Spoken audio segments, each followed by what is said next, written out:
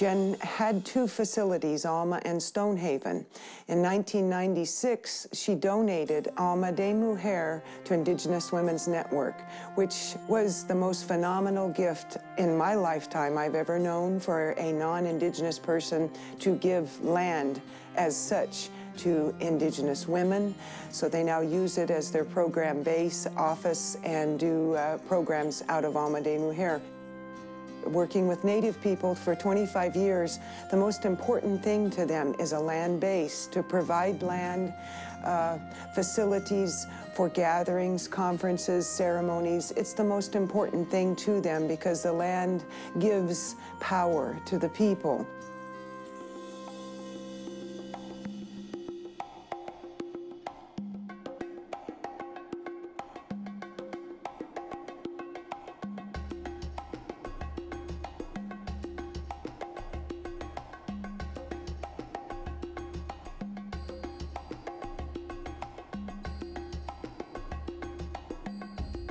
I want to tell you about a wonderful social experiment, the Foundation for a Compassionate Society. The foundation is a private operating foundation, which means that it does many different projects of its own, and they're all run by women because we believe in women's leadership according to women's values. At 3rd and Congress, the Grassroots Peace Organization building, which is a building that was owned by Genevieve Vaughan and gifted to the community here in Austin. We had as many as, at any given time, maybe a dozen organizations in the building. The Texas Civil Rights Project occupied almost the whole floor. The United Farm Workers, Campaign for Global Security, the Foundation for a Compassionate Society. Working for the foundation, for one thing, has been just one series of adventures after another and tests of my skills and skills that I didn't even know that I had. And I say that because I don't think it's to be taken lightly, the importance of giving women the opportunity to do something even if they've never done it before, and to find out just where their strengths are. She put together an event on feminist family values. I'm sure this was her idea, to this concept, feminist family values, and who she brought together. And the idea of putting feminism and family values in the same phrase was just brilliant.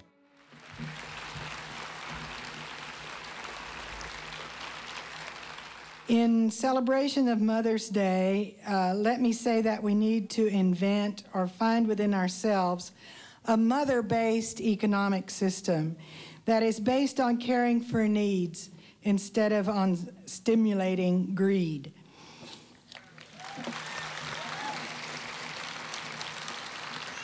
So I suggest that we just declare the last 5,000 to 10,000 years an experiment that failed.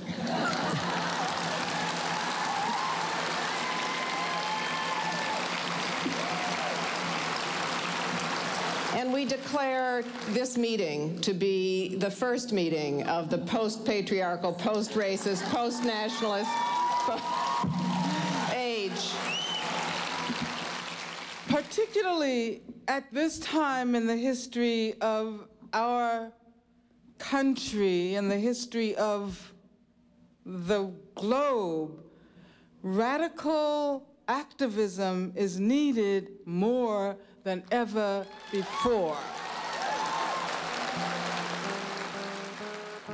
It's been very incredible that Jen employed so many women doing so many different activist activities at one time.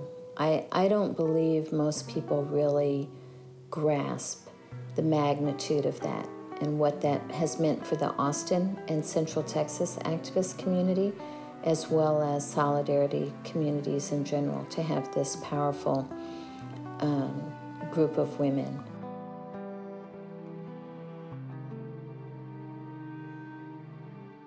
I think for America and for Texas, the foundation was a great model on international issues, because, you know, it's so rarely linked.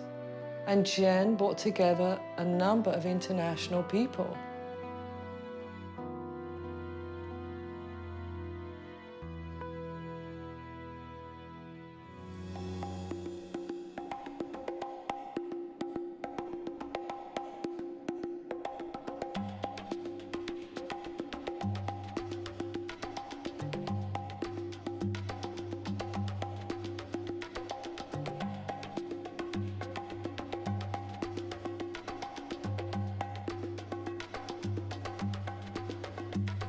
So I started going to El Salvador also. I went on myself on several trips, beginning with a trip that I took in 1987, I guess it was. I had met a Salvadorian priest, and who I had happened to introduce to Jim Maddox, who was the Attorney General of Texas at the time. And the priest had said, well, why don't you come on a tour to Central America? So Jim invited some other attorney generals, and I think there were 6 or 7 of them. And he said, well, you got to come too. So I did. It's just a real eye-opener. It was an amazing trip. It was amazing also because we met with the U.S. ambassador. We had to because we had the attorney generals.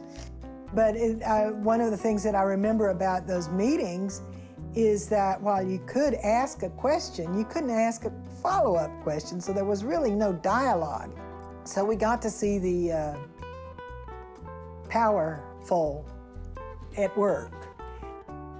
And after that, we went on that same tour with the attorney generals. We went to Nicaragua.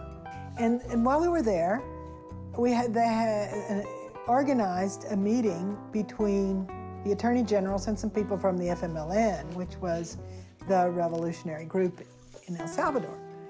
And the men were just, between them, during this meeting, were having fights. I mean, they were really challenging each other and saying terrible things to each other and so forth. But there was a woman from the FMLN there, and we were just sitting there chatting in the nicest way. And so I thought we should have a meeting among women. And so I did organize that for a year later. We had a meeting of the comandantes, women comandantes from the FMLN, and women from the U.S. Could you give us more detail about the appointments to the Supreme Court than just that they are, linked to the death squads? Because, excuse me, I think this is what we need to take back to the states. I think in some ways maybe those meetings among women showed that it could be done, and so that then later when the negotiations happened and so forth, they had that precedence of discussions from the two sides.